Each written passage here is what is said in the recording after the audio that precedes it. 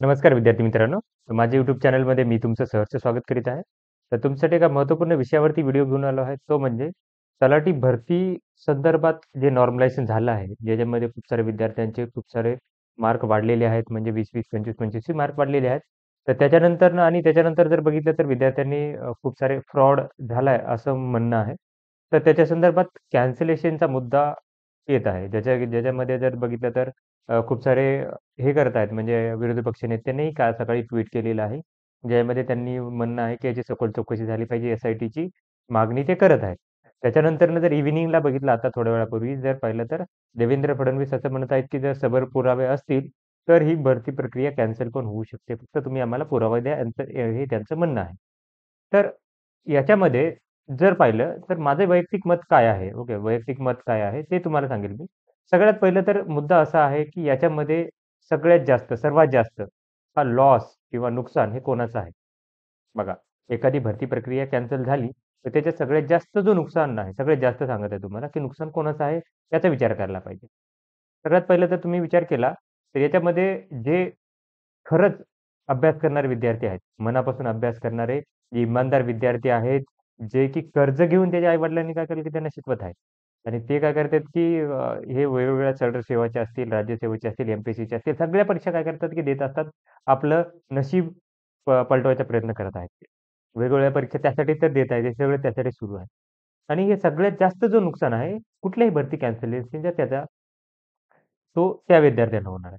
माझं एक मत आहे, की जे विद्यार्थी याच्यामध्ये फ्रॉड आहेत, त्यांना 100% शिक्षा झालीच पाहिजे, झालीच पाहिजे, झालीच पाहिजे. हे तर माझं मुख्य मत आहे.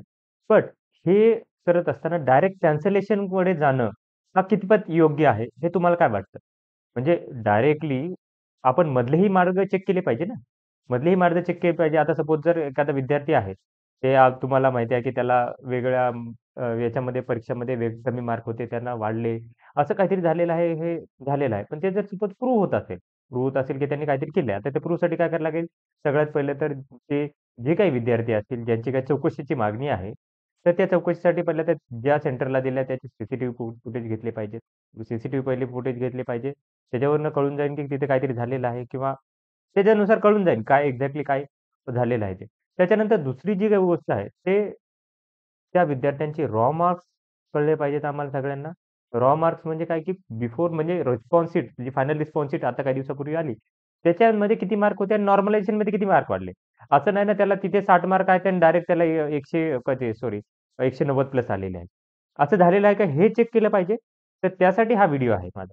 तर याच्यामध्ये मी तुम्हाला डिस्कस करणार आहे, की जे मिड वेज काय असेल असू शकतात, काय असतील ते त्याची मी माहिती देणार आहे तुम्हाला, की हे पर्याय असू शकतात कॅन्सलेशनला डायरेक्टली जाण्यापेक्षा. आणि एकदमच मोठ्या प्रमाणात जर झाला असतील फ्रॉड सपोज एकदमच जर जर तुम्ही बघाल मागे तुम्ही एस-एस-सीचं जर स्कॅम पाहिला असेल सपोज काही तुम्ही एस-एस-सीमध्ये तर एक विद्यार्थी आहे सपोज माझ्या जागी दुसराच कोणतरी विद्यार्थी येऊन फॉर्म परीक्षा देत आहे त्या सेंटरमध्ये. पूर्ण सेंटरमध्ये तेच सुरू आहे. तुम्ही YouTubeवर सर्च करा तुम्हाला ते व्हिडिओ दिसून जातील. ज्याच्यामध्ये काय होत आहे, की पूर्ण सेंटरचे सेंटरच मॅनेज आहेत. त्याच्यामध्ये विद्यार्थी काय करतात, की टियर 2 चीच आहे. तुम्ही जर बघाल तर एस-एस-सी, सी-जी-एल टियर 2 ची किंवा टियर 2 चीच होती. सी-एच-एस-एल किंवा सी-जी-एलची होती. त्याच्यामध्ये काय झालं होतं, की सेंटरचे सेंटरच मॅनेज होते. ओके. बिहार वगैरेचीच घटना आहे. त्याच्यामध्ये काय सेंटर सेंटर मॅनेजर त्याच्यात विद्यार्थी एकमेकांचे पेपर लिहीत आहेत. कोण दुसराच विद्यार्थी आहे त्याचं लॉगिन करून तो तिसराच लिहीत आहे. इन्व्हिजिलेटर जो आहे तो तिथे नाहीये.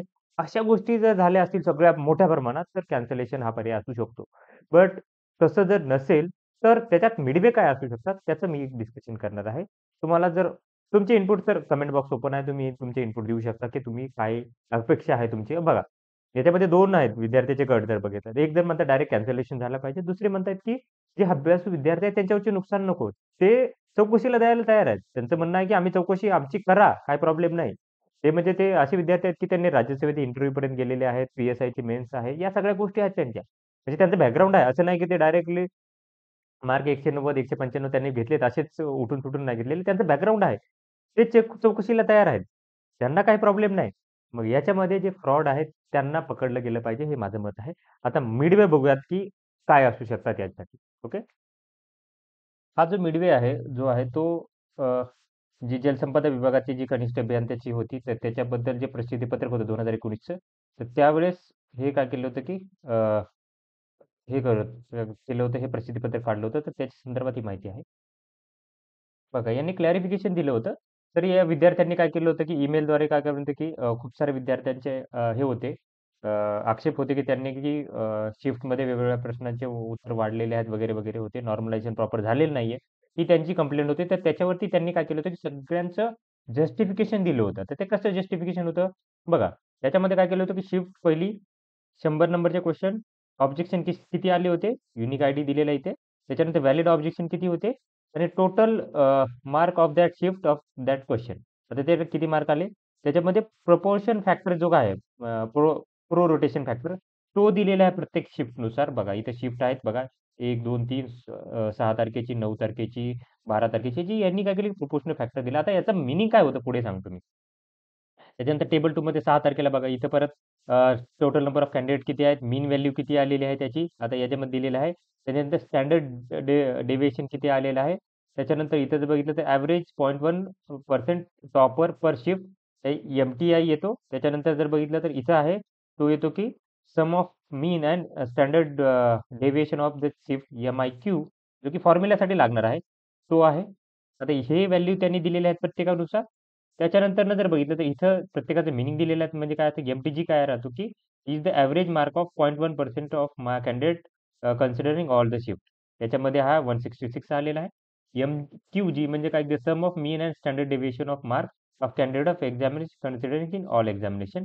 त्याच्यानंतर इथं बघा एम-आय जे आहे की टोटल मार्क्स ऑब्टेन्ड हे नॉर्मलायझेशन फॅक्टर प्रोहिबिशन फॅक्टर हे multiplication before normalisation and prohibition factor येतं.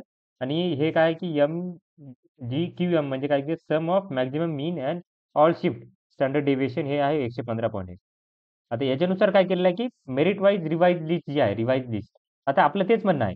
बिफोर मार्क आले पाहिजे आणि आफ्टर मार्क आले पाहिजे. बघा बिफोर 178 व्हायचे, इथे 183 पॉइंट समथिंग. आता चेंज बघा इथं जर पाहिलं तुम्ही तर चेंज जो आहे तो खूप कमी आहे.